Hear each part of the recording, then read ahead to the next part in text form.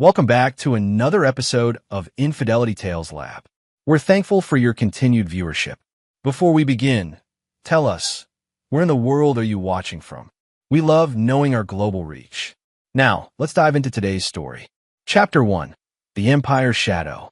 Roman Castellano stood at the floor-to-ceiling windows of his father's corner office, watching the city sprawl beneath him like a chessboard waiting for the next move. At 34, he possessed the sharp features of old Italian nobility mixed with the cold calculation of American business.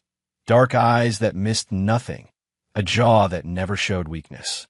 The Castellano Empire stretched across 3 states, legitimate businesses fronting more profitable ventures that existed in society's gray spaces. Vincent Castellano had built this kingdom from nothing, transforming a small construction company into a sprawling network of enterprises. Construction, waste management, real estate development, private security, all interconnected, all profitable, all requiring the kind of respect that came from understanding power's true nature. Roman had been groomed for this moment since childhood. While other kids play video games, he studied balance sheets.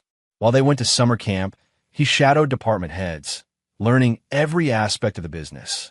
Vincent had been methodical in his son's education. A king without knowledge is just a target. Roman. Never forget that. The call came at 3:47 a.m. on a Tuesday. Vincent Castellano, age 61, had suffered a massive heart attack in his study, dead before the paramedics arrived. Roman had driven through empty streets to the family estate, his mind already shifting from grief to necessity. Emotion was a luxury he couldn't afford, not when hundreds of employees, dozens of operations, and millions in revenue hung in the balance. The funeral was a masterclass in controlled chaos. Legitimate business associates mingled with men whose handshakes carried the weight of unspoken agreements. Politicians offered condolences while mentally recalculating their allegiances. Roman stood at the graveside, his wife Ava beside him in designer black, her hand resting on his arm in a gesture that looked supportive but felt performative. Ava Morrison had entered his life 5 years ago at a charity gala, a striking blonde with a psychology degree from Columbia and an art gallery in Soho. She moved through high society with practiced grace, understanding exactly how much vulnerability to show, how much mystery to maintain. Roman had been captivated by her intelligence, her ability to navigate his world's complexities without flinching. They'd married after a whirlwind 18-month courtship that felt like destiny. But destiny, Roman was learning, was often just camouflage calculation. The company's headquarters occupied 12 floors of a Manhattan skyscraper, its clean lines and modern artwork hiding the true nature of its business. Roman's first official day as CEO began with a board meeting at 8 a.m. sharp. 12 faces around the polished conference table, some family, some longtime associates, all supposedly loyal. Frank Torino, his father's oldest friend and the company's CFO, handled the formal transition. Vincent always said this day would come. Roman's been preparing for it his whole life. But Frank's eyes held something Roman couldn't quite identify. Calculation mixed with what might have been pity. The morning moved with mechanical efficiency. Department heads presented status reports, quarterly projections, operational updates. Everything appeared normal, stable, ready for new leadership. Roman signed documents, approved budgets, made decisions with the confidence Vincent had drilled into him. It was during lunch that he noticed the first crack in the facade.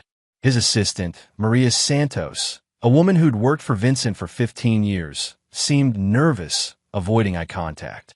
When he asked about his afternoon schedule, her hands trembled slightly as she handed him the appointment book. "Everything all right, Maria?"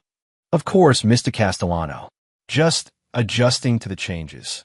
But Roman had learned to read people the way others read newspapers. Maria wasn't adjusting. She was afraid. The afternoon brought more subtle signs. Conversations that stopped when he entered rooms. Glances exchanged between longtime employees. Phone calls that ended abruptly when he walked past offices. By 5 p.m., Roman felt like he was walking through a building full of strangers wearing familiar faces. He stayed late that evening, alone in his father's, now his office. The space felt hollow without Vincent's presence, like a theater between performances. Roman opened the safe his father had shown him years ago, finding personal documents, emergency cash, and a sealed envelope marked for Roman's eyes only. Inside, Vincent's handwriting filled 3 pages with names, dates, and detailed observations about loyalty within the organization. The final paragraph hit like a physical blow. If you're reading this, I'm gone and you're in charge. Trust no one completely, not even family. Power reveals character, and succession reveals everyone's true intentions. Watch Ava closely. She's been asking too many questions about business operations lately. A beautiful woman with expensive tastes and divided loyalties is more dangerous than any competitor. Remember, respect is earned, fear is given, but betrayal is chosen. Choose your responses accordingly. V.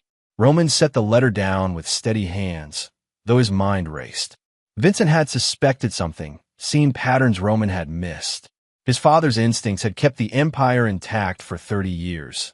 They weren't observations to dismiss lightly. The elevator ride to the parking garage felt longer than usual.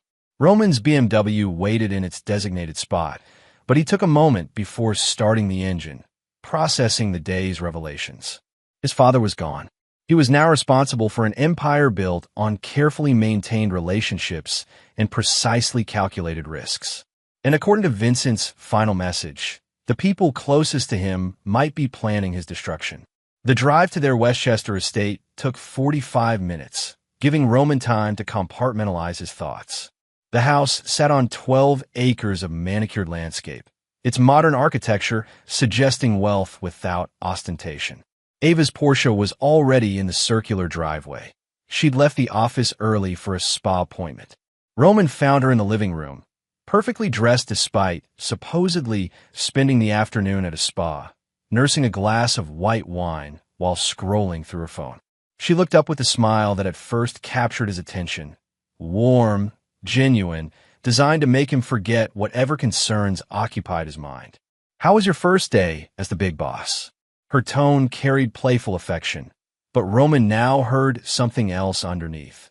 A fishing expedition disguised as wifely interest. "Productive," he replied, settling into the chair across from her. "Learning the rhythms, understanding the current projects. And, are you going to make changes?" The question came too quickly, with too much focus. Roman studied his wife's face, looking for tells he'd previously missed. "Some adjustments are inevitable." "Why do you ask?" Ava's laugh sounded forced. "Just curious about your plans. This is a big transition for both of us."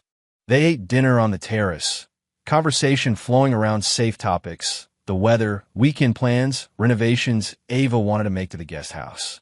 But Roman found himself analyzing every word, every gesture, every pause. His father's warning had shifted his perspective like adjusting a telescope's focus. Suddenly, details that seemed normal revealed themselves as potentially significant. After dinner, Ava excused herself for a bath, claiming the day had been stressful. Roman retreated to his study, ostensibly to review quarterly reports, but actually to think. Vincent's letter had been specific about Ava asking questions about business operations. Roman replayed recent conversations, looking for patterns he'd missed. 3 weeks ago, she'd asked about the company's private security division. 2 weeks ago, she'd wondered about the real estate holdings in New Jersey. Last week, she'd inquired about Frank Torino's role in day-to-day operations. At the time, these seemed like natural curiosity from a spouse trying to understand her husband's professional life. Now they felt like intelligence gathering. Roman opened his laptop and began reviewing email traffic from the past month, looking for any communication that seemed out of place. His access to the company's internal systems was comprehensive. Vincent had made sure his heir could monitor every aspect of the business. What he found in Ava's email account made his blood run cold. She'd been corresponding with someone using an encrypted messaging service, discussing contingency plans and timeline adjustments. The timestamps showed these conversations had been happening for months, long before Vincent's death. Roman leaned back in his chair, pieces clicking into place like a combination lock. Ava hadn't just been gathering information. She'd been planning for Vincent's death, preparing for the power transition that would leave Roman vulnerable.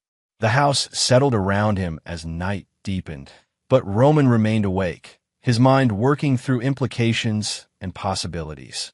His wife, the woman who shared his bed, his secrets, his future plans, had been systematically betraying him while playing the role of supportive spouse. Vincent's final lesson was becoming clear. The most dangerous enemies wore the faces of allies, and the most devastating betrayals came from those granted the deepest trust. Roman closed the laptop and sat in darkness, feeling the weight of his inheritance settling on his shoulders. He now controlled an empire, but discovered his kingdom was riddled with traitors. Tomorrow would bring new challenges, new revelations, new tests of his resolve.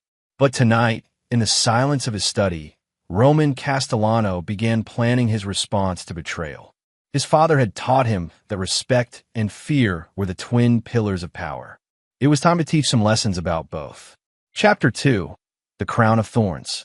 Roman arrived at the office before dawn, the Manhattan streets still quiet except for delivery trucks and early commuters.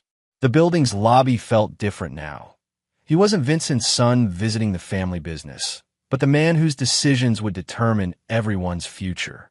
The elevator's ascent to the executive floor gave him precious minutes to settle into his new role completely. Maria Santos was already at her desk, steam rising from a fresh cup of coffee. Her surprise at seeing him so early was genuine. Vincent had rarely arrived before 8 a.m. "Good morning, Mr. Castellano. I wasn't expecting you until—" "Plans change, Maria. I need the employee personnel files for all department heads, plus anyone with access to confidential operational information. Have them on my desk in 30 minutes. Her hesitation lasted only a second, but Roman caught it. "Of course, sir.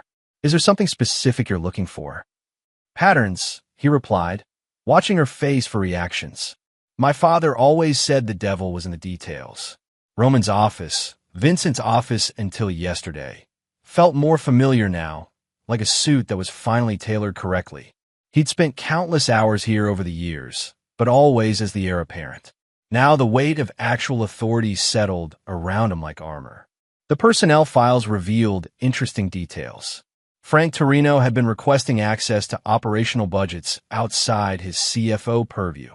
Sandra Walsh, head of human resources, had been making inquiries about executive insurance policies.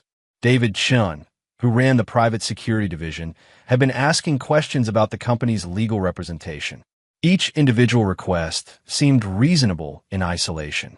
Together, they painted a picture of people positioning themselves for something significant. Maria returned with coffee and the morning's priority messages. Roman noticed she avoided mentioning his wife, though Ava usually called by this time to wish him luck on important days. The absence felt deliberate rather than accidental. "Has my wife called this morning?" "No, sir." "Should I reach out to Mrs. Castellano?" "That won't be necessary." Roman spent the next 2 hours reviewing the company's organizational structure with fresh eyes. Vincent had built layers of authority that prevented any single person from having complete operational knowledge. But Roman was discovering that several key players had been systematically expanding their access over the past 6 months. The pattern was subtle but clear. Someone had been preparing for a power vacuum, positioning loyal allies to control crucial aspects of the business when Vincent was no longer there to maintain oversight. Frank Torino knocked on his door at 10 a.m. sharp, carrying a leather portfolio and wearing the expression of a man about to deliver difficult news. "Roman, we need to discuss some operational concerns that have come up." "What kind of concerns?" Frank settled into the chair across from Roman's desk, his movements careful and measured. "Several department heads have been expressing uncertainty about the transition. Nothing personal, you understand, but your father had very specific ways of handling certain aspects of the business. Meaning some of our more sensitive operations require a particular kind of oversight. Experience with the nuances involved." Frank's tone suggested he was trying to be diplomatic while delivering an ultimatum. Roman leaned back in his chair, studying the man who'd been his father's friend for 3 decades. "Frank, are you suggesting I'm not capable of running my own company?" Not incapable, just inexperienced with certain complexities. Perhaps it would be wise to maintain the current operational structure while you learn the ropes. The conversation continued for 20 minutes, Frank carefully outlining a transition plan that would leave Roman with a CEO title but strip him of actual authority over key operations. It was a polite coup disguised as helpful guidance. "I'll consider your recommendations," Roman said finally, his tone giving no indication of his thoughts. Frank seemed satisfied with this response. "Take your time. These decisions shouldn't be rushed." After Frank left, Roman called David Shun to his office. The security division head was a former Marine who joined the company 5 years ago, bringing military precision to protecting company assets and personnel. Roman had always respected David's straightforward approach. "David, I need you to run background checks on several employees. Quietly, thoroughly, and with complete discretion." David's expression didn't change. "Any particular reason for concern?" "Call it due diligence. I want to understand who's been asking questions about operations outside their departments. Should I include family members in this review?" The question hung between them like a challenge. David knew exactly what he was asking, and his willingness to ask it suggested either complete loyalty or complete betrayal. "Include everyone," Roman said finally. "And David, this conversation never happened." "Understood." Lunchtime brought an unexpected visitor. Ava appeared in his office doorway with takeout from his favorite Italian restaurant, dressed in a way that suggested she'd put considerable thought into her appearance. "Thought you might be too busy to eat," she said, setting containers on his desk with practiced efficiency. "Thoughtful of you." Roman watched her movements, noting the subtle tension in her shoulders. "How was your morning?" "Productive. I had a meeting with the gallery's new investor, then lunch with Diana Morrison." She mentioned her sister casually, but Roman caught the significance. Diana worked for a competing real estate development firm. They ate in companionable silence for several minutes before Ava shifted to her real purpose. "Frank stopped by the house last night after you went to sleep. He seemed concerned about something." Roman kept his expression neutral. "What kind of concerns?" "He mentioned that some of the senior staff are worried about continuity. Apparently, there are aspects of the business that require specialized knowledge." Ava's choice of words echoed Frank's earlier conversation almost exactly. "And what do you think about these concerns?" Ava's smile was perfectly calibrated, supportive but slightly worried. "I think you're incredibly capable, but maybe there's wisdom in transitioning slowly. Your father built something remarkable, and preserving that legacy should be the priority." Roman finished his meal, while Ava outlined a vision of gradual transition that would keep him safely isolated from real operational control. Her argument was logical, well-rehearsed, and completely designed to neutralize him as a threat to whatever plan was already in motion. "I appreciate your perspective," he said when she finished. "Family support means everything during times like this." Ava's relief was visible. "I'm glad you see it that way. We're in this together, after all." After she left, Roman sat alone with the implications of what he'd just heard. His wife and his father's oldest friend were coordinating their approach, using identical language and arguments. The conspiracy against him was deeper and more organized than he'd initially suspected. David Chin returned at 4 p.m. with preliminary findings that confirmed Roman's worst fears. "Sir, the background checks revealed some interesting patterns. Several employees have been in regular contact with outside parties over the past 6 months. Financial records show unexplained deposits in personal accounts. Phone records indicate coordination that extends beyond normal business relationships." "How many people are we talking about?" "At least 12 in positions of authority, possibly more. The pattern suggests a well-organized effort to undermine your succession." Roman absorbed this information without visible reaction. "And family members?" David's pause spoke volumes before he answered. "Mrs. Castellano has been meeting regularly with Tony Marchetti." The name hit Roman like a physical blow. Tony Marchetti was his cousin, Vincent's nephew, and someone who'd always believed he should inherit control of the family business. More importantly, Tony had been like a brother to Roman growing up. They'd shared secrets, dreams, and ambitions. How regularly? Weekly meetings for the past 3 months. Always in private locations, always using personal vehicles rather than company cars. Roman stared out the window at the city below, processing the magnitude of the betrayal. His wife and his cousin, the two people he'd trusted most completely, had been planning his downfall while he grieved his father's death and prepared to honor Vincent's legacy. David, I need you to arrange comprehensive surveillance on everyone we've discussed. I want to know where they go, who they meet, what they say. Can you handle that without compromising operational security? Absolutely. Should I include contingency plans for if the situation escalates? What kind of contingencies? David's military background showed in his tactical thinking. Physical security for you and your assets. Isolation protocols for hostile actors. Neutralization strategies if necessary. Roman considered this for a long moment. Vincent had always said that business was war conducted by other means, but Roman was beginning to understand that sometimes war was simply war. Prepare the contingencies, but don't implement anything without my direct authorization. Understood, sir. As evening approached, Roman made a decision that would have been unthinkable 24 hours earlier.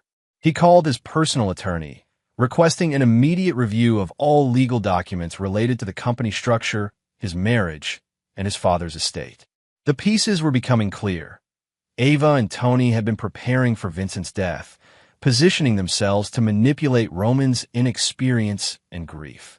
They'd recruited allies within the company, promised benefits to those who supported their coup, and systematically undermined his authority before he'd even assumed it. But they'd made one crucial miscalculation.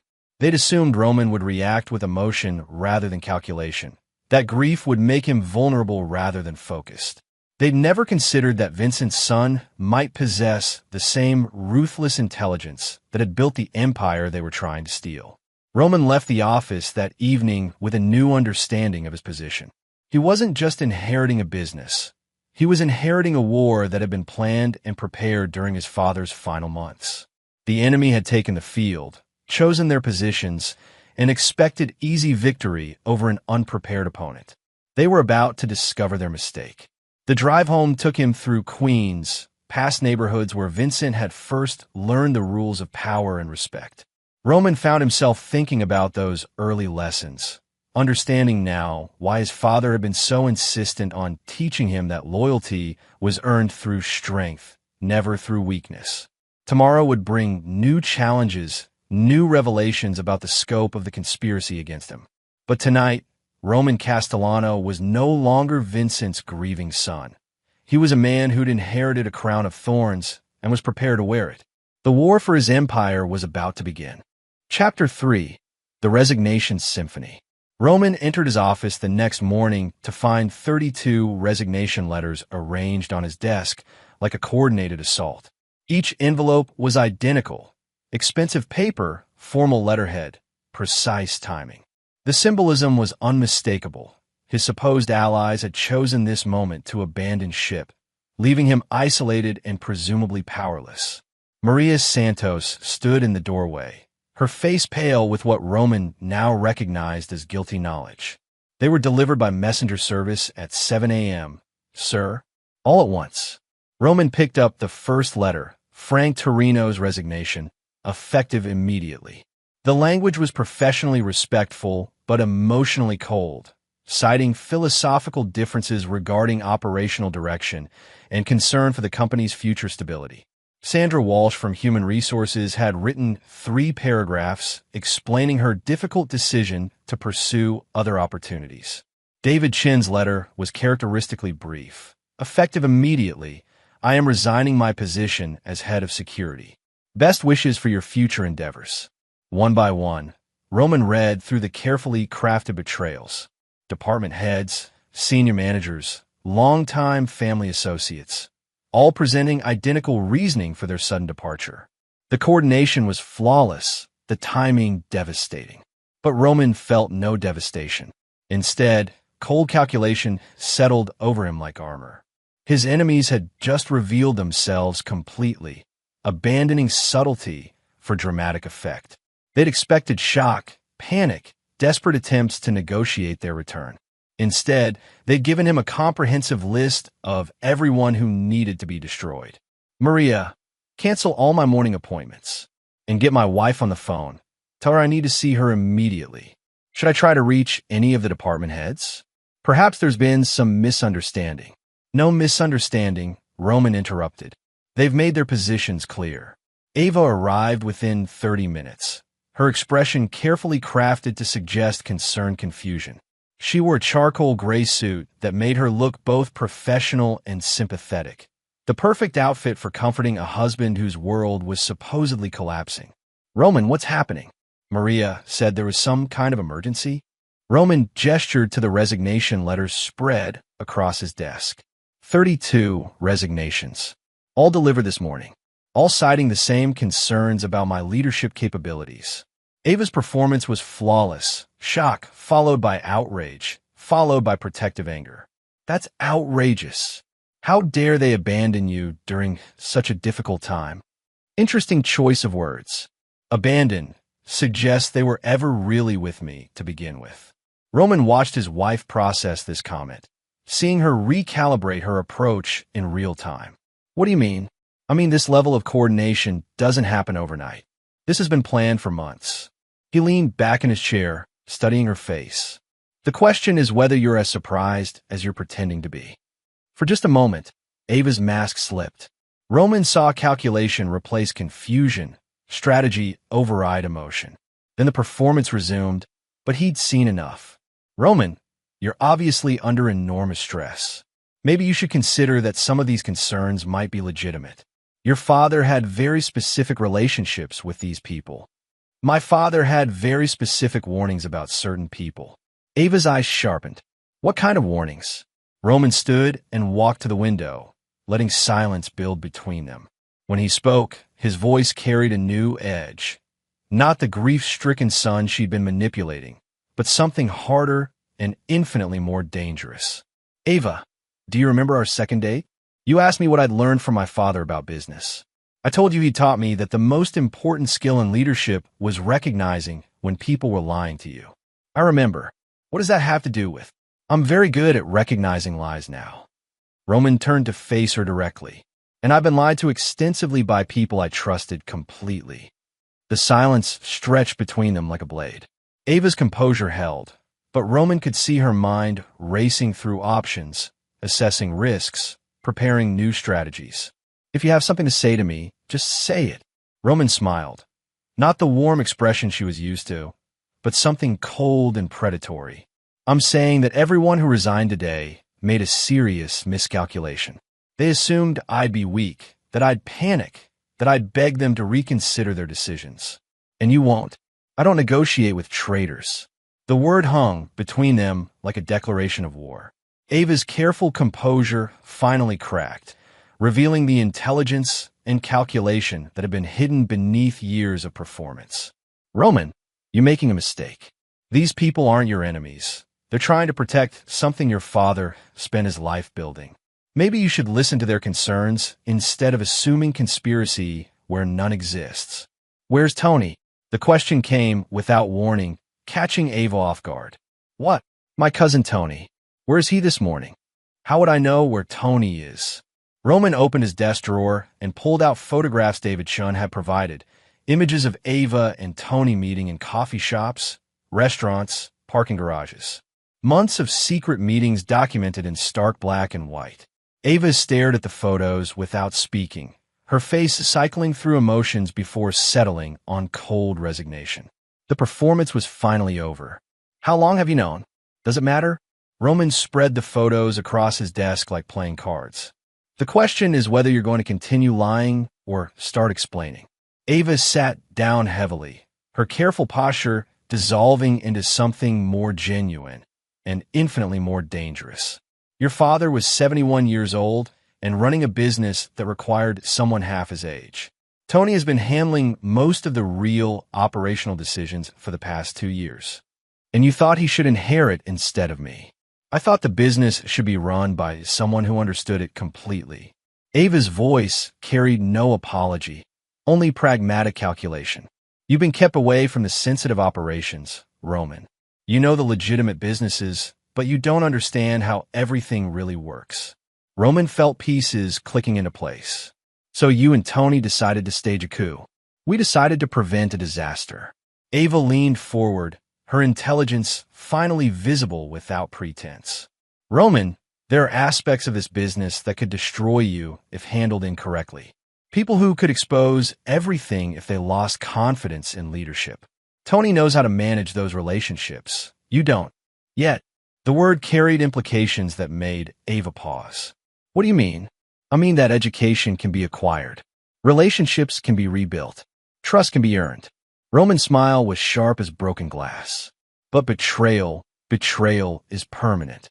Ava stood abruptly, her composure cracking further. Roman, if you're in charge of this company, we're out. All of us. The people who actually keep things running, who understand the real business, who have the connections that matter. You'll be left with an empty building and a pile of legal problems you can't handle. Perfect. The word came without hesitation, carrying such cold finality that Ava's face went pale. No way. Perfect, Roman repeated, standing to face his wife directly. Because now I know exactly who my enemies are, what they're planning, and how they've been positioning themselves. You just handed me a complete list of everyone who needs to be removed. Ava backed toward the door, finally understanding that her husband wasn't the grief-stricken heir she'd been manipulating. Roman, you don't understand what you're doing. These people have information that could what? Destroy me? Expose family secrets? Bring down everything my father built. Roman's laugh was without humor. Ava, do you think Vincent Castellano's son reached adulthood without learning how to handle dangerous people with dangerous information? You're making a mistake. The only mistake I made was trusting people who were already planning my destruction. Roman walked around his desk, advancing slowly. But that's a mistake I'll never make again. Ava fumbled for the door handle, her carefully planned coup dissolving into desperate retreat. This isn't over, Roman. You can't run this business alone. I won't be alone. I'll have loyal people around me. People who understand that betrayal has consequences. And what about us? What about our marriage? Roman's expression didn't change. Our marriage ended the moment you started planning with Tony. Everything since then has been theater. Ava left without another word, her heels clicking against the marble floor like a countdown timer. Roman remained standing by his window, watching the city below and feeling the weight of absolute clarity. His enemies had revealed themselves completely, abandoning subtlety for what they'd assumed would be a decisive strike. They'd expected panic, negotiation, desperate attempts to maintain relationships that had been poisoned months ago. Instead, they'd freed him from any obligation to show mercy. Roman returned to his desk and began making phone calls. Not to the people who'd resigned. They were already dead to him. Instead, he called contact his father had made over 30 years of careful relationship building. Lawyers, accountants, investigators, security specialists.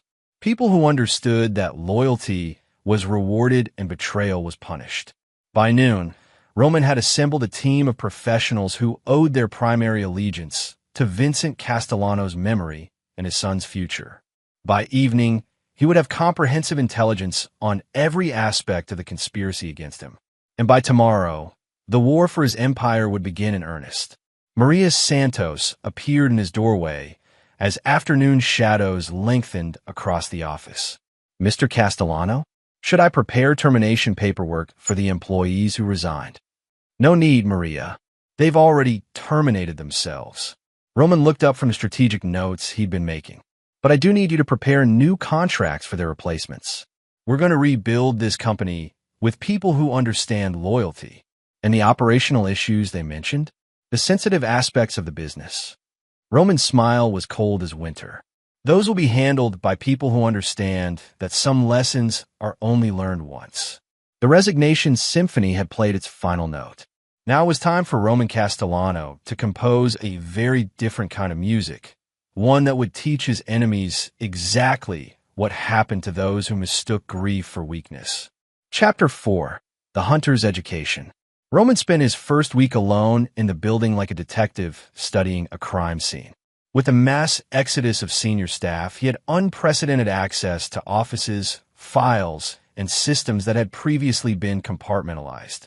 What he discovered painted a picture of systematic preparation for his father's death that went back nearly a year. Frank Torino's office yielded the most damning evidence. Hidden in a locked filing cabinet that Roman opened with his master key were detailed financial projections showing how the company would be restructured under Tony's leadership. Revenue streams Roman had never heard of, client relationships he'd been kept away from, operational procedures that painted his supposed inheritance as merely the legitimate front for something much larger and more complex. Vincent's empire wasn't just construction and waste management. It was a carefully orchestrated network of services that operated in the spaces between legal and illegal, providing solutions for people who couldn't solve problems through conventional means. Private security that occasionally became private enforcement. Real estate development that sometimes required convincing reluctant sellers. Waste management that disposed of more than just garbage. Roman had always known his father's business existed in gray areas, but the scope of operations revealed in these files was staggering. Vincent had built an organization that served as the infrastructure for half the questionable business dealings in 3 states. And Roman had been deliberately kept ignorant of all of it. Sandra Walsh's computer contained correspondence with employment agencies, showing she'd been recruiting Tony's people to replace key personnel months before Vincent's death. David Chin's security files revealed surveillance reports on Roman himself, his movements, his relationships, his potential vulnerabilities documented with clinical precision. But the most devastating discovery came in Ava's personal effects, which she'd left behind in her hurried departure. Hidden in her designer handbag was a burner phone containing text messages that revealed the true scope of the conspiracy. Roman suspects something. We may need to accelerate the timeline. Ava to Tony, dated 2 days after Vincent's funeral. Frank is nervous about the financial transitions. Make sure he understands his position is secure under new management. Tony to Ava, 3 days ago. Once the resignations are submitted, we'll have 48 hours to consolidate control before he can mount any serious response. Ava to Tony, yesterday morning. Roman sat in his father's chair, reading through months of messages that chronicled his wife's systematic betrayal. The planning had been meticulous, the timeline carefully calibrated, the execution flawless, except for one crucial miscalculation. They'd assumed he would react like the sheltered heir they'd kept him as, rather than the predator his father had actually raised. His education in the family business had been deliberate but incomplete. Vincent had taught him legitimate operations, financial management, personnel leadership, strategic thinking, all the skills necessary to run the company's public face. But the deeper operations, the sensitive relationships, the true sources of power had been kept from him until he was ready. Vincent's death had simply come before that education was complete.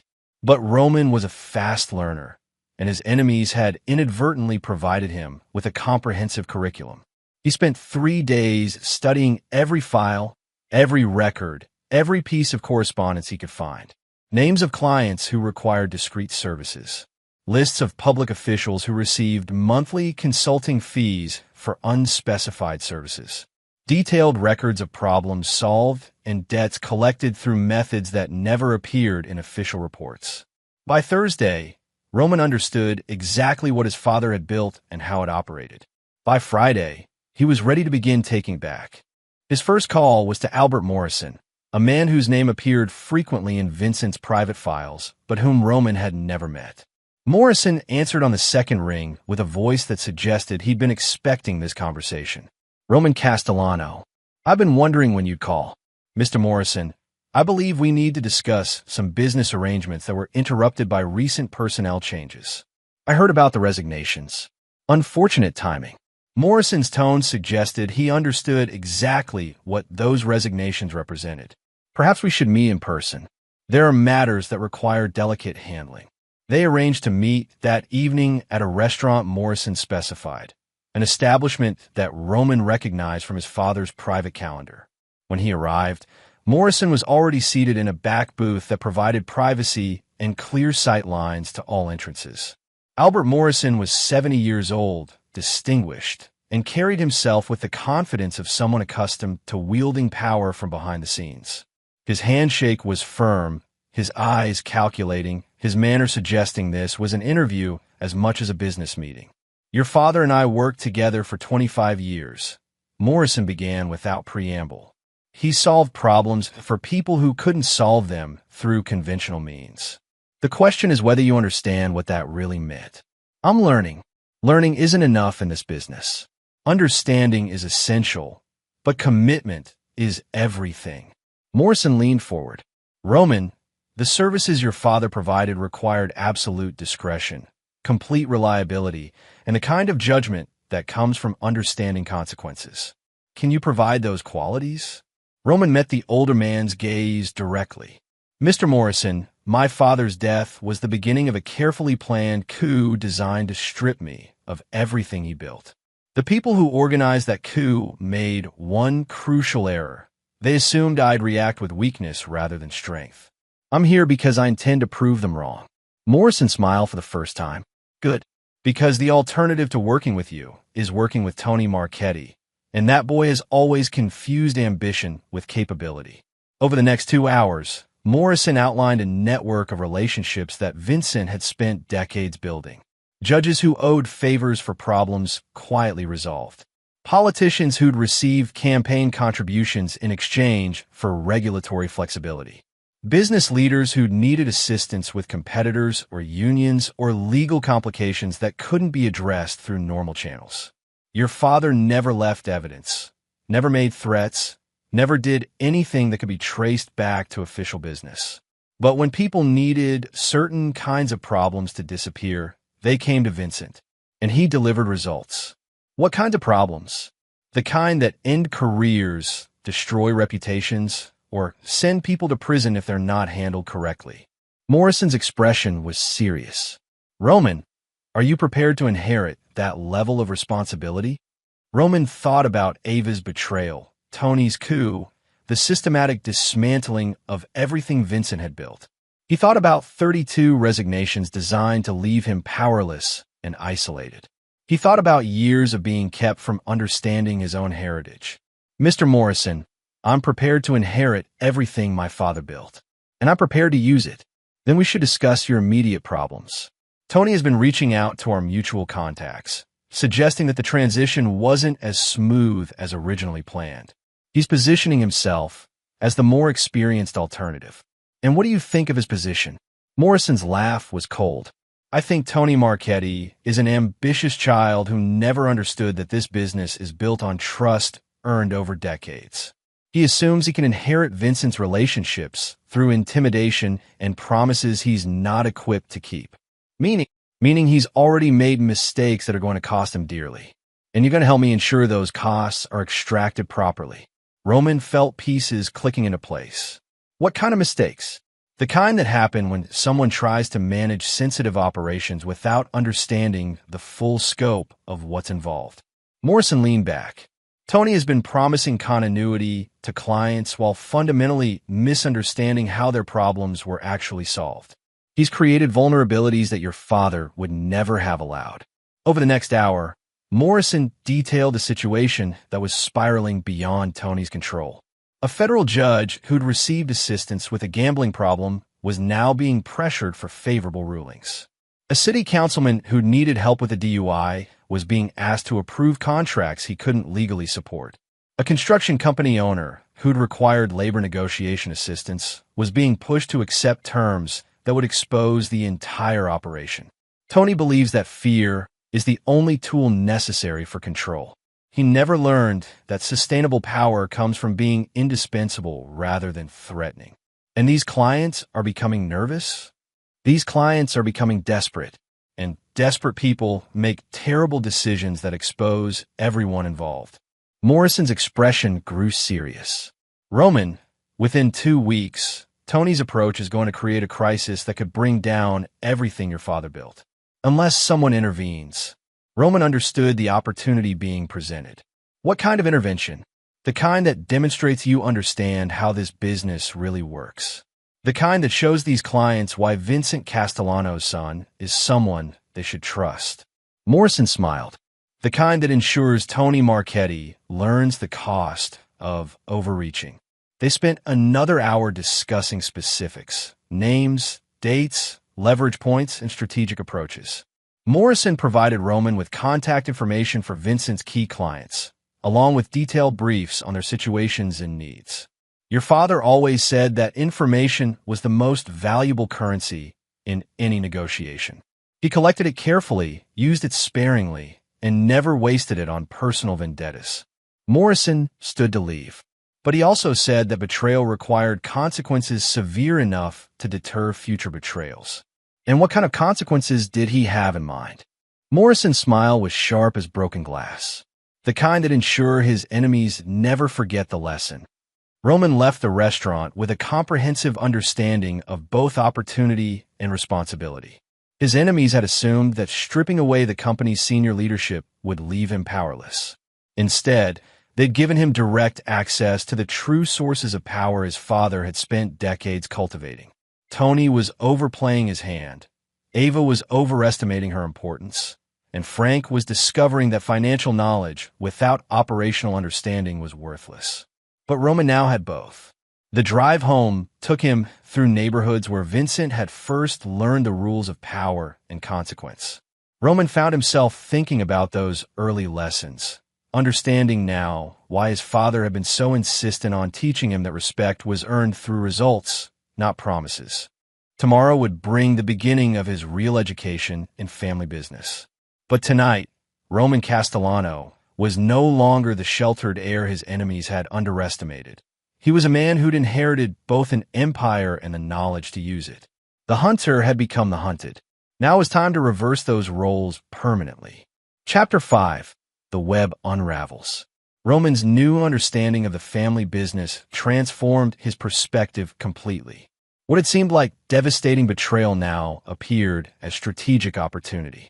His enemies had isolated themselves from their power base, while providing him with complete intelligence on their plans and capabilities. The key was patient execution rather than emotional reaction. Monday morning brought Roman's first test of his expanded knowledge. Judge Harrison Blackwell called the private number Morrison had provided, his voice tight with anxiety that suggested Tony's inexperience was already creating problems. "I need to speak with Vincent's successor about a sensitive matter that's becoming complicated. This is Roman Castellano. What can I do for you, Your Honor? There's a situation developing that requires the kind of careful handling your father specialized in. Unfortunately, the person who's been representing your organization lately doesn't seem to understand the nuances involved." Roman had studied Judge Blackwell's file over the weekend. Vincent had helped resolve a gambling problem that could have destroyed the judge's career, accepting Blackwell's gratitude in the form of favorable consideration for certain legal matters affecting family business. It was a relationship built on mutual benefit rather than coercion. I understand Tony has been overzealous in his approach. Overzealous is generous. He's demanding rulings that would expose both of us to federal investigation. Your father never asked for anything that would compromise my position. He understood that protecting his assets meant protecting mine. Roman made careful notes, while Blackwell explained the pressure campaign Tony had initiated. Where Vincent had requested occasional favorable scheduling or procedural considerations, Tony was demanding dismissals of serious charges and suppression of evidence that would obviously trigger investigative scrutiny. Your Honor, I apologize for any inappropriate pressure you've received. That approach doesn't reflect our organization's values or strategic thinking. Then you'll call off your cousin? I'll handle the situation personally. And Your Honor, moving forward, any request for assistance will be reasonable, strategic, and mutually beneficial. You have my word. The relief in Blackwell's voice was obvious. Thank you. Your father was a man who understood long-term thinking. I hope you've inherited that perspective. Roman's second call came from City Councilman Paul Hendricks, who'd received Vincent's help with a DUI that could have ended his political career. Tony had been demanding approval for construction contracts that violated multiple city regulations. Kid doesn't understand that some favors cost more than they're worth, Hendricks explained. Vincent knew the difference between influence and exposure. This Tony character seems to think fear is the only tool that matters. By noon, Roman had received similar calls from 6 different contacts. The pattern was consistent. Tony was burning through political capital Vincent had spent years accumulating, demanding immediate returns that would expose the entire network to law enforcement scrutiny. He's acting like a mob enforcer rather than a business strategist, Morrison explained when Roman called to update him.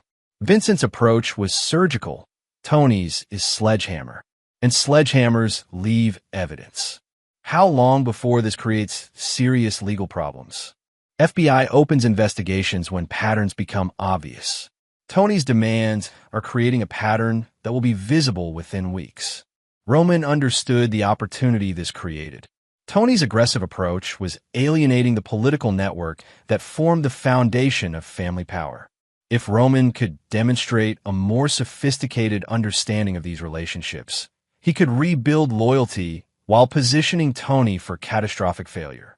Albert, I need to meet with each of these contacts personally. Face-to-face reassurance that the organization understands long-term strategic thinking. Dangerous territory. If you're seen meeting with judges and politicians so soon after taking control, it could raise questions. Not if the meetings are social rather than business. Vincent attended charity events, political fundraisers, cultural occasions. Natural opportunities for brief conversations that wouldn't attract attention. Morrison's approval was evident in his tone. Your father's son, after all. There's a fundraiser Thursday evening for the Children's Hospital. Half the city council will be there, plus 3 judges and 2 state senators. Roman spent the next 3 days preparing for what amounted to his debut in his father's shadow world. Morrison provided detailed briefs on each contact, their personalities, interests, family situations, and preferred approaches to sensitive conversations. Roman studied the information with the intensity he'd once applied to legitimate business negotiations. Thursday evening's fundraiser was held at the Plaza Hotel, 500 guests, informal attire, supporting pediatric cancer research. Roman arrived fashionably late, allowing him to survey the room and identify key targets before beginning his careful campaign of relationship rebuilding. Judge Blackwell was near the silent auction displays, examining vacation packages with his wife. Roman approached with practiced casualness, purchasing a bid on a weekend in the Hamptons that happened to be adjacent to items the judge was considering. Beautiful evening for a good cause, Roman commented, his tone suggesting polite social conversation rather than business discussion. Indeed, your father was always generous with charitable contributions. Blackwell's response carried layers of meaning. Acknowledgement of Vincent's civic involvement and appreciation for his discreet approach to relationship management. He taught me that community support creates connections that benefit everyone involved. Roman's careful phrasing suggested understanding without explicit acknowledgement of their business relationship. They spent 5 minutes discussing the hospital's needs and the importance of pediatric research. But Blackwell's relaxed demeanor when they parted indicated that Roman had successfully communicated his intention to honor his father's sophisticated approach to political relationships. Similar conversations with Councilman Hendricks, State Senator Patricia Walsh, and 3 other contacts followed throughout the evening. Each interaction was brief, social, and designed to demonstrate that Roman understood the subtle protocols Vincent had established. The key message was consistent. Unlike Tony's aggressive demands, Roman would honor the mutually beneficial relationships his father had built. But the evening's most important encounter was completely unexpected. Roman was leaving the men's room when he nearly collided with Detective Lieutenant Maria Santos, his assistant sister, and someone whose name had appeared frequently in Vincent's private files without explanation. The family resemblance was obvious once Roman knew to look for it. Mr. Castellano, I heard about your recent leadership transition. Detective Santos, I wasn't aware you knew my family's business. Maria Santos studied him with intelligent eyes that missed nothing. Your father and I had occasional conversations about matters of mutual interest. Professional courtesy between people who understood the importance of community stability. Roman felt pieces clicking into place. Vincent had cultivated relationships within law enforcement just as carefully as he'd built political connections. Detective Santos wasn't just his assistant sister.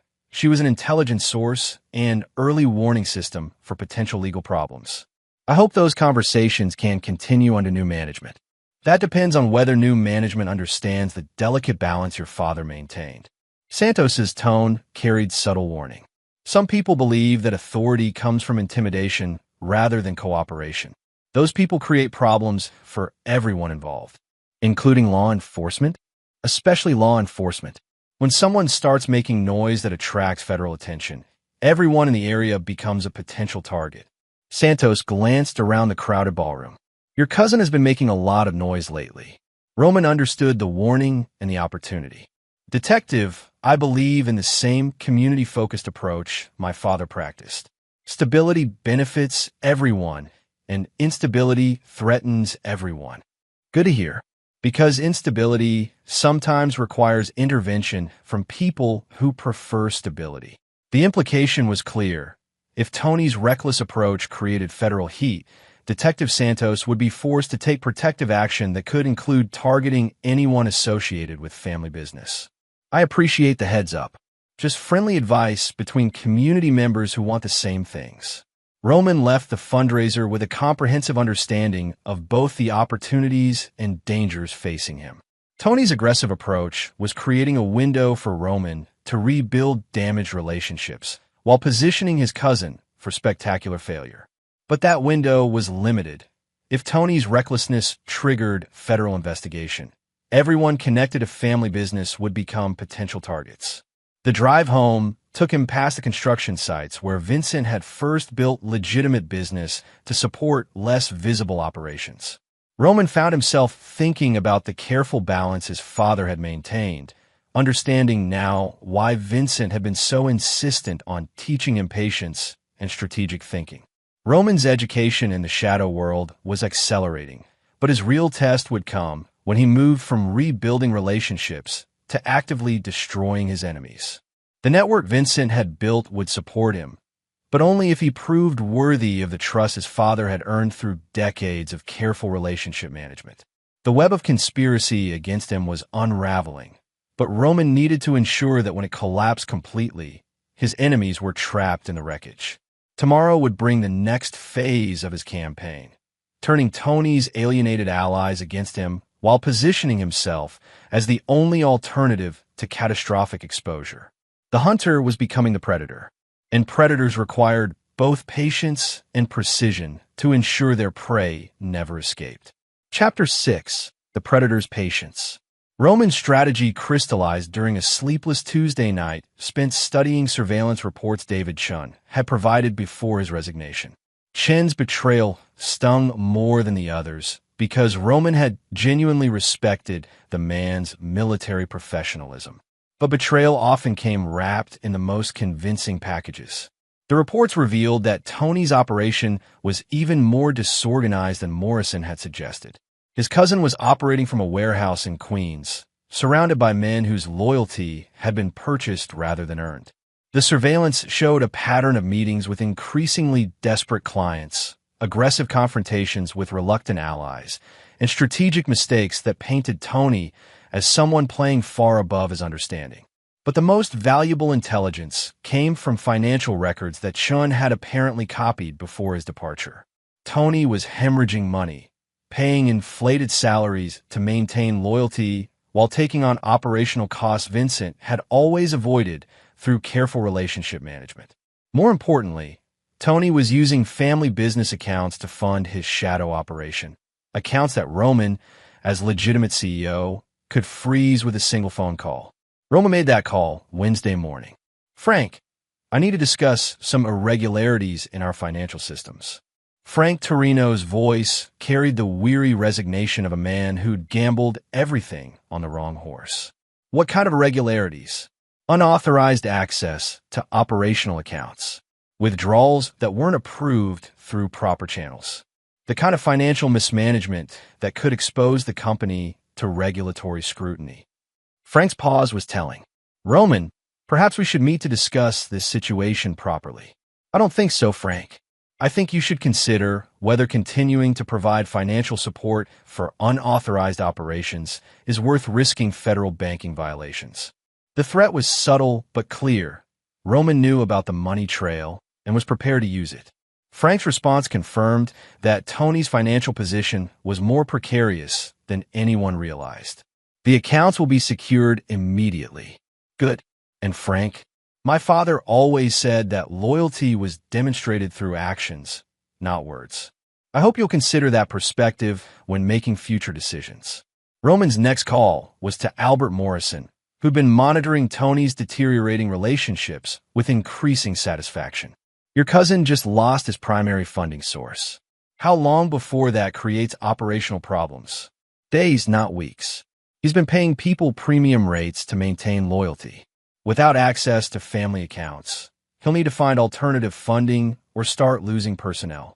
And where would he look for alternative funding? Morrison's pause suggested he was considering implications Roman had already calculated. That depends on how desperate he becomes, and how poor his judgment proves to be. Roman understood. Men under financial pressure made decisions they'd never consider under normal circumstances. And Tony's judgment had already proven questionable.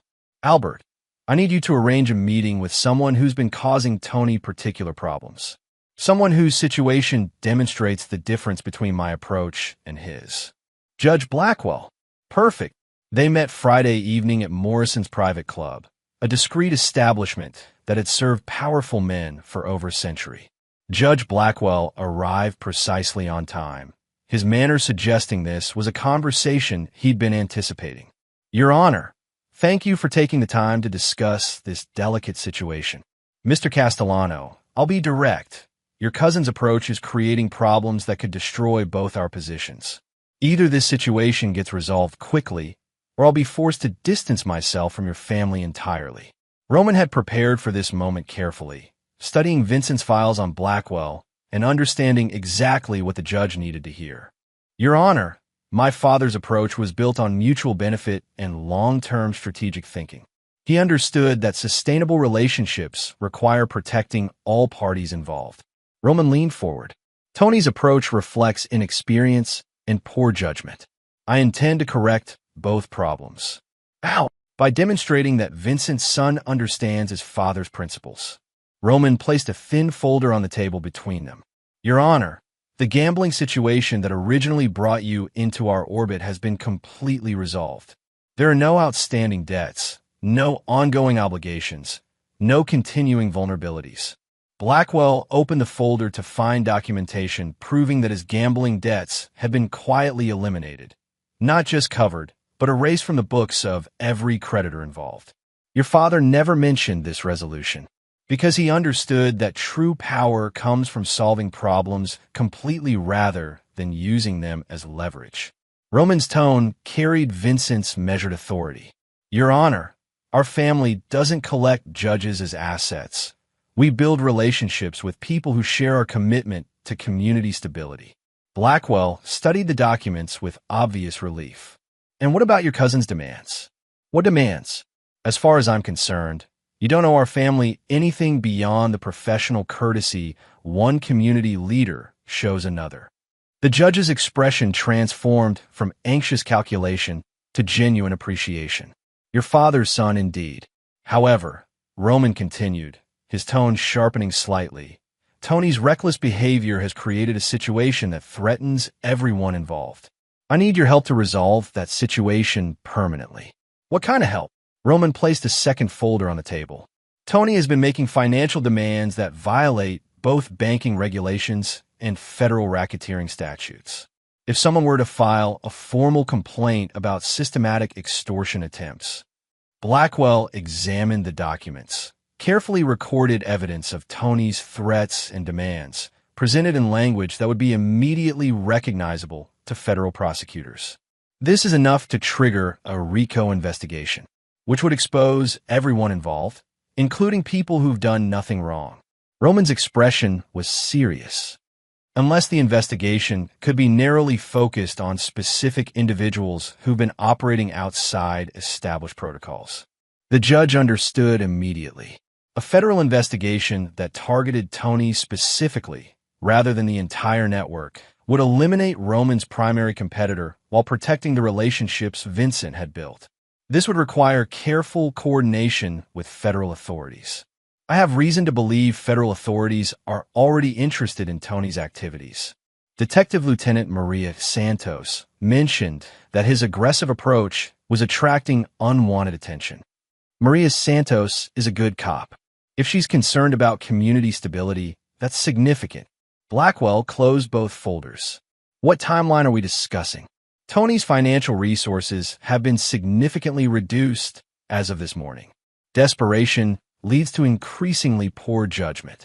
I expect he'll make mistakes within days that will provide the evidence necessary for formal charges.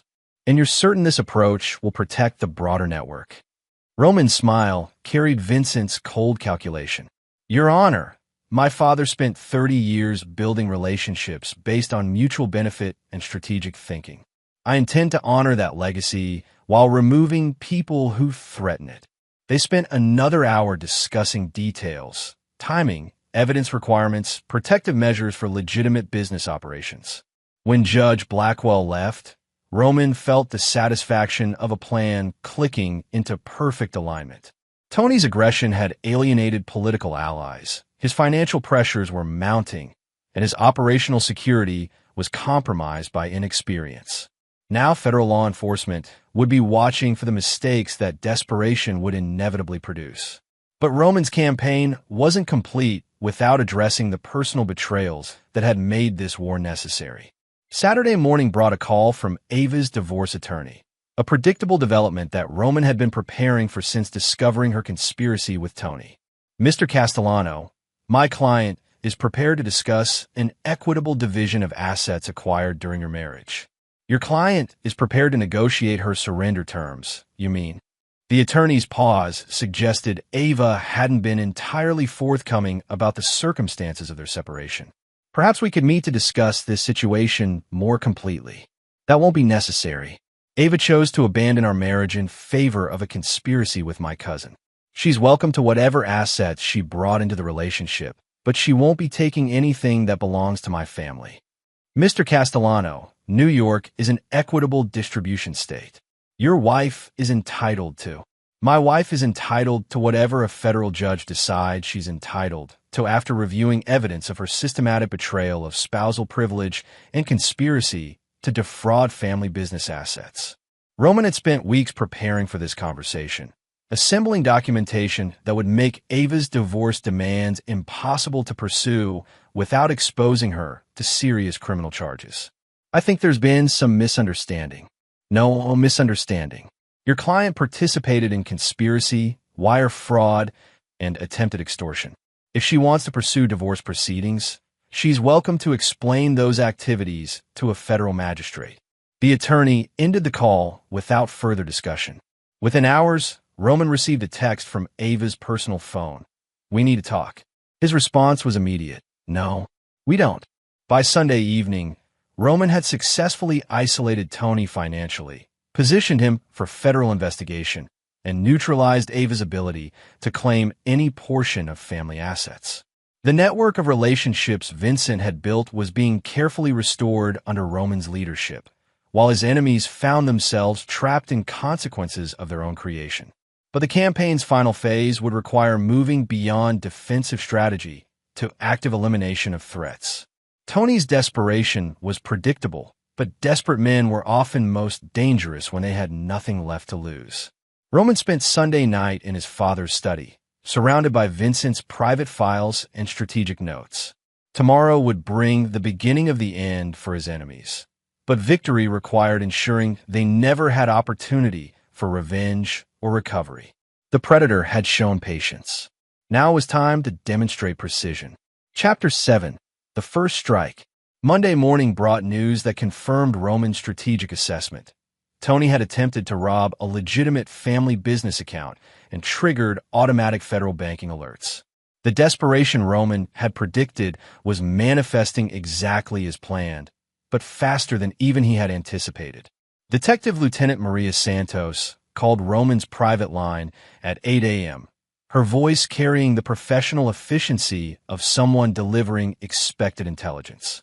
Your cousin made some poor decisions over the weekend. Federal banking investigators are now involved in what started as a simple accounting irregularity. How unfortunate for Tony. How fortunate for people who prefer stable community relationships. Santos's tone suggested this conversation was being recorded for protective purposes. Mr. Castellano, federal investigations have a way of expanding beyond their original scope. Community leaders who demonstrate cooperation and transparency tend to avoid complications. I appreciate the guidance, Detective. Cooperation with legitimate law enforcement has always been our family's policy. Good to hear. There may be opportunities to demonstrate that cooperation in coming days. Roman understood.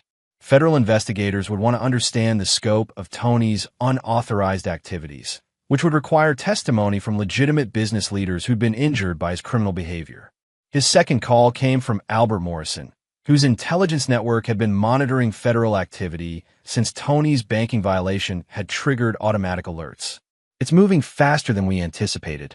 FBI Financial Crimes Unit opened a formal investigation this morning. They'll want to interview anyone with knowledge of unauthorized account access.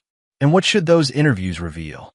That Anthony Marchetti has been systematically violating federal banking regulations while claiming to represent family business interests.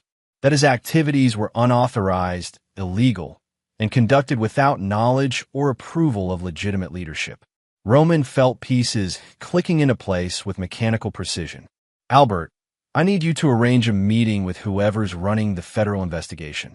I want to demonstrate voluntary cooperation before they start making formal requests. Dangerous territory. Once you start talking to federal agents, every word gets scrutinized. Not if you're providing information rather than defending against allegations. Roman's tone carried Vincent's calculated confidence. I'm not a target of their investigation. I'm a victim of Tony's criminal activities. By noon, Morrison had arranged a meeting with Special Agent Catherine Williams, who was leading the federal financial crimes investigation. Williams agreed to meet at Morrison's law office, suggesting she understood the delicate nature of the situation. Agent Williams was 45 years old, 15 years with the Bureau, and possessed the kind of analytical intelligence that had built a successful career investigating complex financial conspiracies. She arrived precisely on time, carrying a leather portfolio and the confident manner of someone who'd conducted hundreds of similar interviews. Mr. Castellano, thank you for agreeing to meet with us. As you know, we're investigating potential banking violations involving accounts associated with your company. Agent Williams, I'm grateful for the opportunity to clarify the situation. My cousin's unauthorized activities have created serious problems for our legitimate business operations. Williams opened her portfolio and consulted notes that suggested she'd already conducted extensive preliminary investigation. Can you walk me through the account structure and authorization protocols for your company's financial systems? Roman spent 30 minutes providing detailed information about legitimate business operations, account access procedures, and internal controls Vincent had established to prevent unauthorized transactions. He demonstrated comprehensive knowledge of proper protocols while making clear that Tony's activities had violated every established safeguard. Agent Williams, when I discovered unauthorized access to company accounts, I immediately secured the systems and began internal investigation. That's when I learned the scope of my cousin's criminal activities. What kind of activities? Roman provided carefully documented evidence of Tony's unauthorized withdrawals, systematic account manipulation, and attempts to forge authorization documents. The evidence painted a picture of escalating financial crimes that had accelerated after Vincent's death. Mr. Castellano, these documents suggest your cousin was planning some kind of financial takeover of family business assets. Agent Williams, my cousin was attempting systematic theft while claiming to represent family interests. He used his position of trust to commit crimes that have severely damaged our company's reputation and operational capability. Williams reviewed the documents with obvious professional interest. This level of documentation suggests you've been investigating the situation for some time. since the day I discovered unauthorized account activity. My father built this company through legitimate business practices and careful financial management. I won't allow criminal behavior to destroy that legacy. And you're prepared to testify about these findings? Absolutely. Corporate integrity requires cooperation with law enforcement when crimes are discovered. The interview continued for another hour, Williams asking detailed questions about Tony's access to company systems, his relationships with other employees, and the timeline of his unauthorized activities. Roman answered every question completely, providing information that positioned Tony as a criminal acting without authority while demonstrating his own commitment to legitimate business practices. Mr. Castellano, is there anything else you think we should know about this situation? Roman placed a final folder on the table. Agent Williams, I believe my cousin's criminal activities extend beyond simple banking violations. These documents suggest he may have been using company resources to fund illegal operations. Williams examined documentation showing Tony's payments to individuals with serious criminal records, his rental of properties associated with money laundering, and his meetings with known federal targets. The evidence suggested a pattern of criminal activity that extended far beyond unauthorized account access. This is very helpful information. We'll need to investigate these connections thoroughly. Of course. And Agent Williams? If additional evidence comes to light, you'll be contacted immediately. Our family has always believed that cooperation with law enforcement protects legitimate business interests. When Williams left, Roman felt the satisfaction of a plan executing with mechanical precision. Tony's desperation had led him to commit federal crimes that would now trigger comprehensive investigation of his entire operation. The evidence Roman had provided would ensure that investigation focused on Tony's criminal activities rather than legitimate family business. But the afternoon brought an unexpected complication. Ava appeared at Roman's office without announcement, bypassing security through methods that suggested she still maintained allies within the building. She entered his office like she belonged there, her confidence suggesting she believed their relationship provided leverage Roman couldn't ignore. Roman, we need to discuss this situation before it gets completely out of hand. No, we don't. And your presence here demonstrates poor judgment that could be interpreted as criminal trespass. Ava's composure faltered slightly, but she pressed forward with the desperate calculation of someone whose options were rapidly disappearing. Roman, Tony's situation affects both of us. If federal investigators start examining family business operations, everyone gets exposed. Everyone who is involved in criminal activities gets exposed. People who maintained legitimate business practices have nothing to worry about. You think you can just throw Tony to the federal prosecutors and walk away clean? Ava's voice carried the edge of panic. Roman, he knows things about family operations that could implicate everyone. Roman leaned back in his chair, studying his wife with the cold assessment he'd learned from watching Vincent evaluate potential threats. Ava, what exactly do you think Tony knows? He knows about the real business. The services your father provided, the relationships he maintained, the ways problems got solved when legal channels weren't sufficient. And what makes you think federal investigators care about historical business practices when they have comprehensive evidence of current criminal activities? Ava's face went pale as she realized the implications of Roman's question. You set him up. I provided federal investigators with evidence of crimes Tony actually committed. His desperation led him to violate federal banking regulations while attempting to steal company assets. Those aren't fabricated charges. They're documented criminal activities. But the timing was determined by Tony's poor judgment and financial desperation. I simply ensured that when he made inevitable mistakes, appropriate authorities would be notified. Ava stared at him with growing horror as she understood the scope of what Roman had orchestrated. You destroyed him. I protected legitimate family business interests from criminal attack. Tony destroyed himself through greed and inexperience. And what about me? Roman's smile was cold as winter. What about you? You chose to conspire against your husband in favor of a criminal enterprise. Those choices have consequences. Roman, I made mistakes, but we can work through this. We can rebuild. No, We can't. Roman stood and walked to his window, looking out at the city where Vincent had built an empire through careful relationship management and strategic thinking. Ava, our marriage ended the moment you started planning with Tony. Everything since then has been theater. I want to make this right. Then you should leave New York. Permanently. Before federal investigators decide your involvement in Tony's criminal activities warrants closer examination. Ava left without another word. Her confident entrance transformed into desperate retreat. Roman watched her go with the satisfaction of a problem finally resolved. By evening, reports from Morrison's intelligence network confirmed that Tony's operation was collapsing. Key personnel were abandoning the warehouse headquarters, federal surveillance teams were monitoring known associates, and Tony himself had disappeared, probably seeking help from contacts who were now more liability than asset. The first strike had achieved every strategic objective. Tony was isolated, financially ruined, and under federal investigation for crimes that would ensure lengthy prison sentences. Ava was neutralized and preparing to flee rather than face potential prosecution.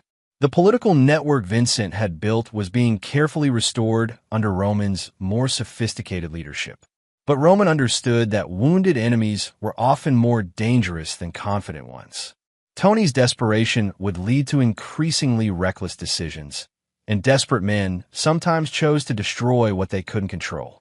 The campaign's next phase would require ensuring that Tony's inevitable final mistakes were contained and directed toward his own destruction rather than broader damage to family interests.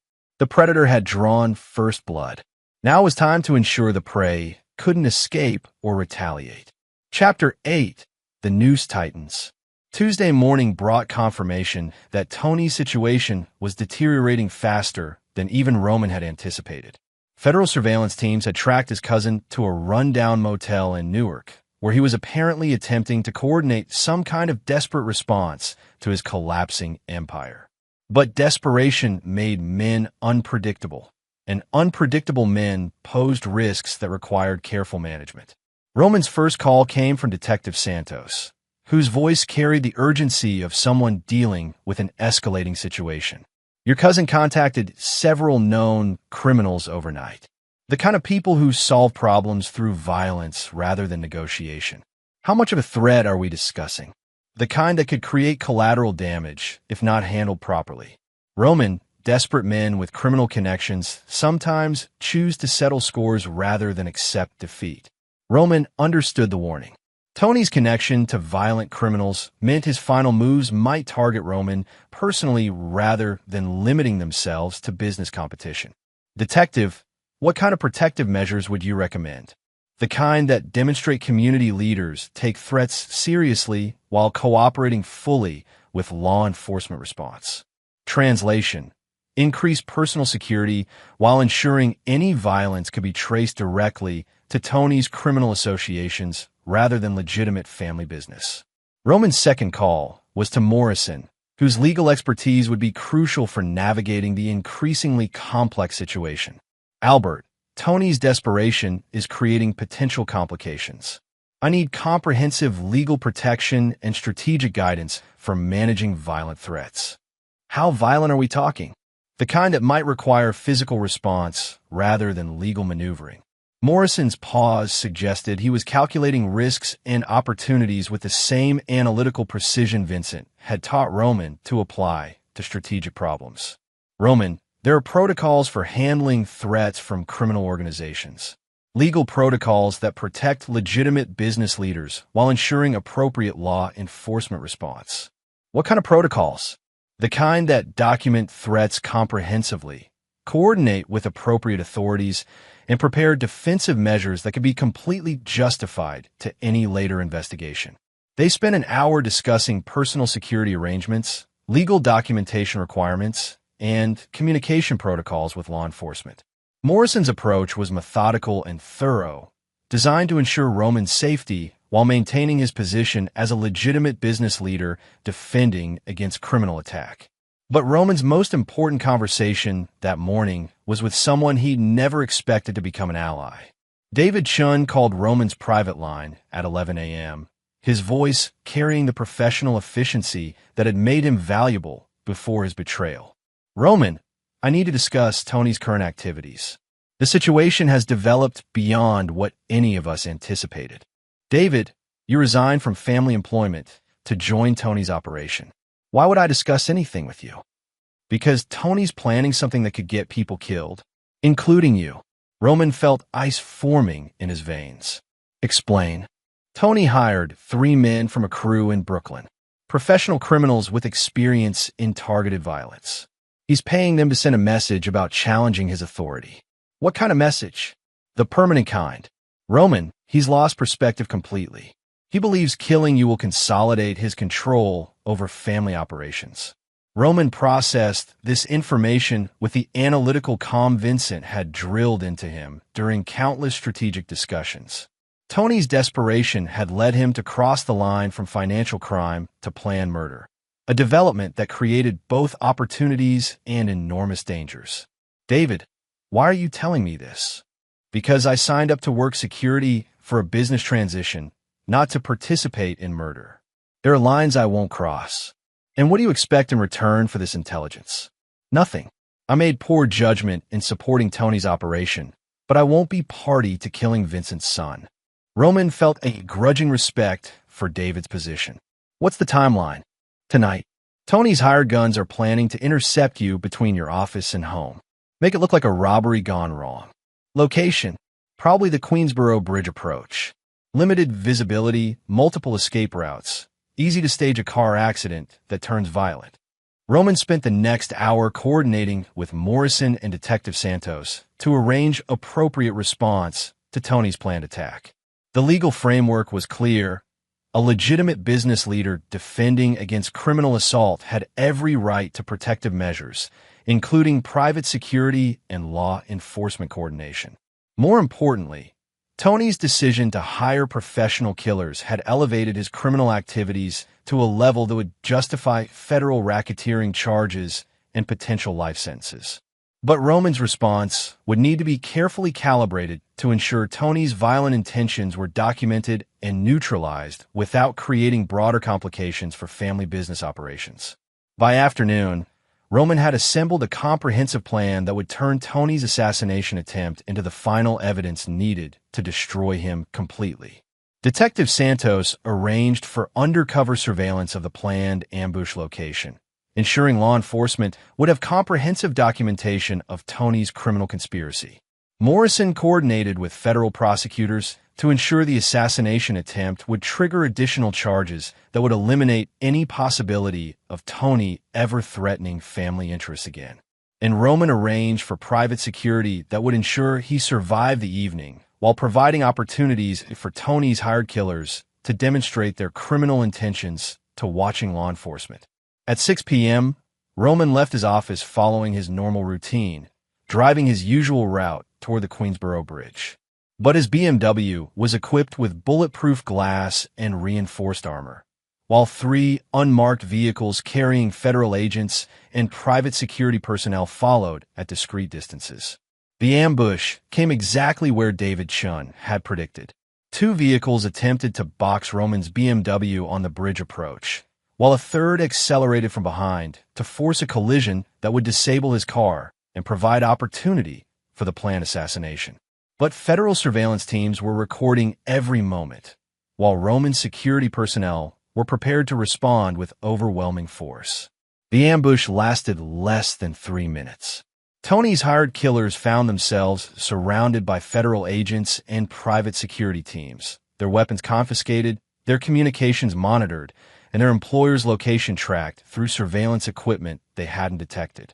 By 8 p.m., Tony Marchetti was in federal custody facing charges that included conspiracy to commit murder, racketeering, witness intimidation, and financial crimes. The evidence was overwhelming, the testimony was comprehensive, and the sentence would ensure he never threatened anyone again. Roman returned to his office that evening to find a message from Agent Williams requesting a meeting to discuss his cooperation with the federal investigation into Tony's criminal organization. The tone suggested appreciation for Roman's assistance rather than suspicion about his activities. But the evening's most satisfying moment came when Roman received a call from Frank Torino, whose voice carried the desperate calculation of a man who'd gambled everything on the wrong side. "Roman, I think there's been some misunderstanding about my position in recent events." "No misunderstanding, Frank. You chose to support a criminal conspiracy against family business interests. That choice has consequences. I was trying to protect the company during a difficult transition. My judgment may have been poor, but my intentions were. Your intentions were to profit from betraying a man who trusted you for 30 years. Frank, there's no coming back from that level of betrayal. Roman, please. I can provide valuable information about Tony's operation, testify about his criminal activities, help ensure he faces appropriate consequences. Frank, Tony is already facing life imprisonment for conspiracy to commit murder. Your testimony won't be necessary." The silence stretched between them before Frank made one final attempt. "What about my family? My pension? 30 years of loyal service." 30 years of loyal service ended the moment you started planning with Tony. Your family will survive your poor judgment, but they'll do it without family business support. Roman ended the call with the satisfaction of a lesson delivered with appropriate finality. Frank's attempt to return to the family fold after Tony's arrest demonstrated exactly why forgiveness was a luxury legitimate business leaders couldn't afford. By midnight, Roman sat in his father's office reviewing reports from federal investigators, private security teams, and Morrison's legal network. Tony was under federal custody, facing charges that would ensure life imprisonment. Ava had fled New York rather than face potential prosecution as a co-conspirator. Frank Torino and other betrayers were isolated and powerless, their careers destroyed by association with criminal activities. The network of relationships Vincent had built was being restored under Roman's leadership, but with improved security and strategic protections that would prevent future betrayals. Most importantly, Roman had demonstrated to everyone watching that Vincent's son possessed the same ruthless intelligence and strategic thinking that had built the empire they'd attempted to steal. The noose had tightened around his enemies' throats with mechanical precision. Tomorrow would bring the final phase of his campaign, ensuring that the lessons learned from Tony's destruction would deter any future challenges to family authority. But tonight, Roman Castellano was no longer the inexperienced heir his enemies had underestimated. He was the undisputed leader of an empire, forged in betrayal and tempered by the necessity of absolute victory. The Predator had proven his dominance. Now, it was time to ensure that dominance was never questioned again. Chapter 9. Perfect Execution. 6 months after Tony's arrest, Roman stood in the renovated conference room of Castellano Industries, addressing a carefully selected group of new senior executives. The morning sun illuminated faces that belonged to people who understood loyalty, competence, and the consequences of betrayal. The transformation of the company had been systematic and complete. Every department head who'd participated in the conspiracy had been replaced by professionals whose backgrounds Morrison had vetted personally. The organizational structure had been redesigned to prevent future coups while maintaining the operational flexibility Vincent had built into family business. Ladies and gentlemen, this company exists because my father understood that sustainable success requires both strategic vision and tactical precision. Moving forward, those principles will guide every decision we make. The new CFO was Maria Santos, Detective Santos's younger sister, whose MBA from Wharton and background in forensic accounting made her ideally suited for managing complex financial operations. Her family connection to law enforcement provided additional security against future legal complications. The new head of security was Colonel James Mitchell, recently retired from military intelligence, whose understanding of operational security and threat assessment far exceeded David Chen's capabilities. Mitchell's background included counterintelligence work that would prove invaluable for protecting family business interests. Sandra Walsh's replacement as head of human resources was Dr. Patricia Novak, whose psychology doctorate and corporate consulting experience gave her sophisticated understanding of personnel management and loyalty assessment.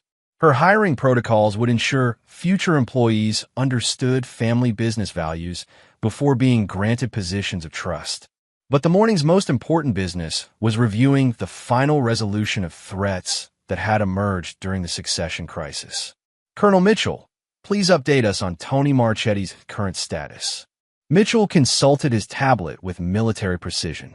Federal prosecutors secured convictions on 15 felony charges, including conspiracy to commit murder, racketeering, financial fraud, and organized criminal activity. Sentence: for consecutive life terms without possibility of parole. Currently housed in ADX Florence Maximum Security Facility. Roman felt no satisfaction in his cousin's destruction, only the cold acknowledgement that necessary justice had been served.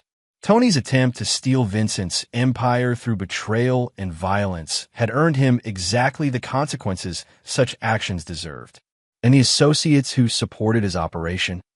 Frank Torino pled guilty to financial fraud and conspiracy charges. Sentence: 15 years federal prison. David Chun received 10 years for his cooperation in the murder conspiracy. Sandra Walsh accepted a plea agreement for 5 years in exchange for testimony about the financial aspects of the conspiracy. Each name represented a person who'd chosen betrayal over loyalty, personal profit over family honor. Their destructions had been comprehensive and permanent, serving as object lessons for anyone who might consider similar disloyalty in the future. Dr. Novak, what's the status of personnel security protocols? Patricia Novak's response reflected the systematic approach to human resources that Roman had implemented throughout the organization. All current employees have undergone comprehensive background investigation and psychological assessment. New hiring protocols include extensive reference checks, financial review, and graduated access to sensitive information based on demonstrated loyalty over time. And former employees seeking reinstatement. None have been approved. Personnel who participated in the conspiracy have been permanently barred from any association with family business operations. Roman had been approached by dozens of former employees seeking to return to family employment, claiming their involvement with Tony had been coerced or misunderstood. Each request had been denied without consideration. Forgiveness was a luxury that invited future betrayal. Maria, financial recovery status? Maria Santos's report reflected the systematic rebuilding of financial operations under new management. All assets stolen or misappropriated during the conspiracy have been recovered through federal restitution orders. Company reserves have been rebuilt to pre-crisis levels. New financial controls prevent unauthorized access while maintaining operational flexibility. But Roman's most significant achievement had been the complete restoration of political and business relationships that Tony's aggression had damaged. Albert, relationship management update? Morrison smiled with satisfaction that reflected successful completion of a complex campaign. All key political relationships have been restored to pre-crisis levels. Several contacts have expressed appreciation for the professional manner in which recent difficulties were resolved. The network is stronger now than it was under your father's leadership. Judge Blackwell had become one of Roman's most reliable allies, appreciating the sophisticated approach to mutual benefit that contrasted sharply with Tony's crude intimidation tactics. Councilman Hendricks regularly sought Roman's input on municipal issues affecting business interests. State Senator Walsh had invited Roman to participate in economic development initiatives that would benefit family operations. The shadow network Vincent had built through decades of careful relationship management was now functioning under Roman's direction with improved security and strategic coordination. And law enforcement relationships? Detective Santos continues to provide community liaison services that benefit both family business and municipal law enforcement. Federal prosecutors have expressed appreciation for your cooperation during the Tony Marchetti investigation. FBI Financial Crimes Division considers our organization a model for corporate cooperation with federal law enforcement. Roman's decision to present family business as a victim of Tony's criminal conspiracy rather than a participant in questionable activities had positioned the organization as a law enforcement ally rather than a target for investigation. But the meeting's final agenda item addressed the personal consequences of betrayal that had made this transformation necessary. Ava Marchetti's current status? Morrison's expression grew cold. Your former wife relocated to Los Angeles following her divorce filing withdrawal. She's attempting to establish an art gallery using funds she removed from joint accounts before federal asset freezes were implemented. Roman had allowed Ava to escape with a small portion of money she'd accumulated independently, recognizing that completely destroying her would serve no strategic purpose. But escape didn't mean forgiveness. Her business prospects? Limited. Gallery financing has been difficult to secure due to background checks that reveal her involvement in the conspiracy. She's operating on minimal capital with poor prospects for expansion. Roman had ensured that Ava's betrayal would follow her permanently, making success in her chosen field nearly impossible without directly threatening her safety. She would live with the consequences of her choices without enjoying the benefits she'd attempted to steal. The meeting concluded with reports on new business opportunities that Roman's strengthened organization was pursuing, legitimate contracts that built on Vincent's foundation while expanding into areas that would ensure long-term family prosperity. As executives filed out of the conference room, Roman remained standing at the window that offered views of the Manhattan skyline, where Vincent had first taught him to recognize opportunity and assess threats. The empire was secure, stronger than before the succession crisis, and protected by improved security protocols that would prevent future betrayals. The political network was functioning smoothly under leadership that understood sophisticated relationship management. The financial foundations were solid and growing under professional management that prioritized sustainable growth over short-term profit. Most importantly, everyone connected to family business now understood that loyalty was rewarded generously while betrayal was punished without mercy or forgiveness. Roman's phone buzzed with a text message from an unknown number. Roman, I made terrible mistakes. Is there any possibility of forgiveness and reconciliation? Ava. His response was immediate. No. The word carried the finality of absolute judgment. Ava had chosen betrayal over loyalty, conspiracy over marriage, personal profit over family honor. Those choices had consequences that would last forever, regardless of regret or desperation. Roman deleted the message and blocked the number, erasing the last connection to a woman who demonstrated that beautiful faces often concealed poisonous intentions. As afternoon shadows lengthened across his office, Roman reviewed the strategic position he'd achieved through systematic destruction of his enemies. Tony would spend the rest of his life in maximum security prison, his criminal empire dismantled and his associates scattered or imprisoned. Frank Torino and other conspirators faced lengthy sentences that would ensure they never threatened family interests again. Ava lived in exile, her betrayal following her like a curse that would prevent success or happiness. The lessons were clear and comprehensive. Loyalty to the Castellano family was rewarded with prosperity and protection, while betrayal was met with destruction so complete that mercy became irrelevant.